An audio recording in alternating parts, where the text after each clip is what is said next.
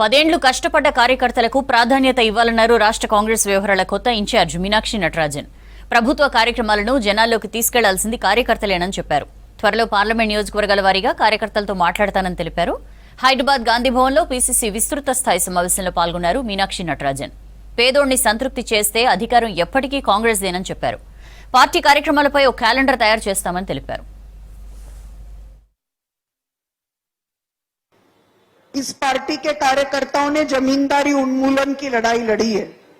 इस पार्टी के कार्यकर्ताओं ने जो प्रभुत्व संपन्न जातियां थी उनके शोषण के खिलाफ लड़ाई लड़ी है, बाबा साहब और गांधी जी के पद चिन्हों पर चलते हुए।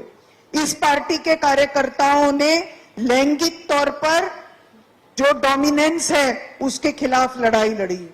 आपकी पार्टी कि यहाँ पर सरकार बनी हमारी और आपके पार्टी की। हमारे मुख्यमंत्री जी ने सरकार का नेतृत्व करते हुए अनेक काम किए। जिन जिन चीजों का वायदा हम लेकर गए उनको पूरा करने की कोशिश की।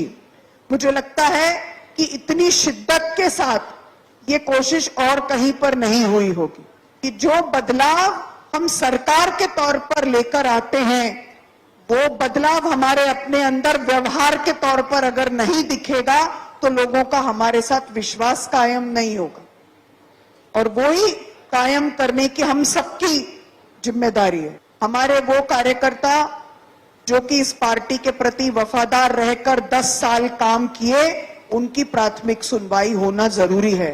उनको लगना चाहिए कि ये उनकी सरकार है। इस सरकार के जरिए वो न्याय की लड़ाई लड़ सकते हैं, गरीब लोगों की मदद कर सकते हैं और उनकी लड़ाई लड़ सकते हैं। आपके इस जातिगत जनगणना के बारे में पार्टी के कार्यकर्ताओं ने नहीं, जो सामाजिक चिंतक हैं, जो सोशल साइंटिस्ट हैं, वो ये बात कहते हैं कि ये बहुत अच्छी तरह से हुआ है। अब इस काम को आगे ले जाना जरूरी है। कार्यकर्ता की सुनवाई सरकार में होनी चाहिए, कार्यकर्ता का प्रतिनिधित्व सरकार में रहना चाहिए, जिसका प्रयास आपके राज्य में शुरू हुआ है।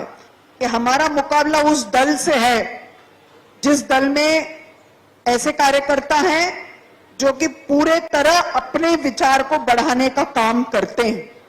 अगर वो काम हमने नहीं किया तो ये याद रखिए कि कभी कोई वैक्यूम नहीं होता, वो स्थान दूसरे लोग आकर के भरेंगे। हम क्षेत्रीय दल से लड़ते हैं तो जाति के आधार पर, क्षेत्रीय एस्पिरेशंस के आधार पर हम लड़ते हैं, लेकिन जब हम बीजेपी से लड़ेंगे तो उसके साथ हमारे विचार की लड़ाई भी जुड़ी है।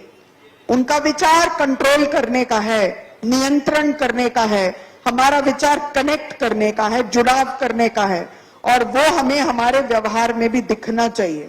मेरे नजर में कोई मतलब एआईसीसी के अध्यक्ष हैं और कोई बूथ के अध्यक्ष हैं, सबके दोनों के प्रति अगर मैं समान रूप से सम्मान नहीं करूं तो वो ठीक बात नहीं होगी। मेरे पास जब मिस्ड कॉल आते हैं, मैं सबको बता रही हूं कि उसमें जिनके नाम मैंने नोट किए हुए हैं उनको मैं बाद में फोन करती हूँ, जिनका नाम सेव नहीं है उनको मैं पहले कॉल बैक करती हूँ कि वो हमारे कार्यकर्ता होंगे। उनसे पहले बात करना हमारी जिम्मेदारी है।